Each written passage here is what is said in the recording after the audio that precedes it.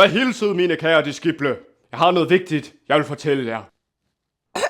En kort tid, så ser I mig ikke længere. Og er der en kort tid, så skal I se mig. Det tvivler jeg på. Drengene, forstår I, hvad han mener? No clue. Ja, drengene, jeg forstår det heller ikke. Altså, en kort tid går han til faderen. Men altså, så siger han også, så er jeg her ikke længere. Og så er jeg her igen.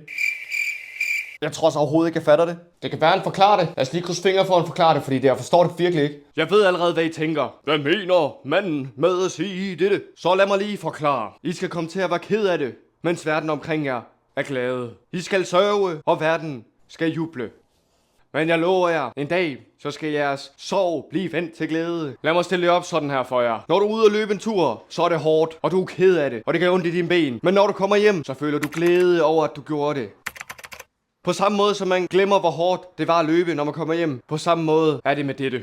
Så det kan godt være, at I er ked af det nu, mine kære disciple. Men en dag, så skal jeg se jer igen, og I skal blive glade, og jeg skal blive glad, og vi skal være glade alle sammen. Halleluja. Den dag skal I ikke spørge mig om noget. Den dag skal jeg have lov til at spørge jeres himmelske far, og han vil give jer lige, hvad I spørger om. Lige nu taler jeg i billeder. Et sprog, der kan være svært at forstå. Jeg forstår jeres forvirring, mine kære disciple. Men den dag skal alt sammen blive klart for jer. Det giver mening. Nu vil jeg sige noget kringlet.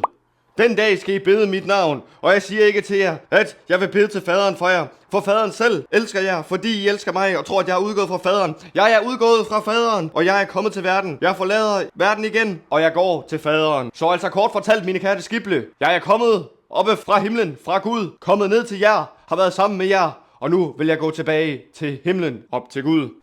Jesus K, nu siger du tingene, som de er. Nu fatter jeg det. Godt, at I forstår, mine kære disciple. Der skal komme en time her på jorden, hvor det vil være hårdt at være menneske. Men frygt ikke, mine kære disciple. Der vil være hårde tider, men jeg har vundet over verden.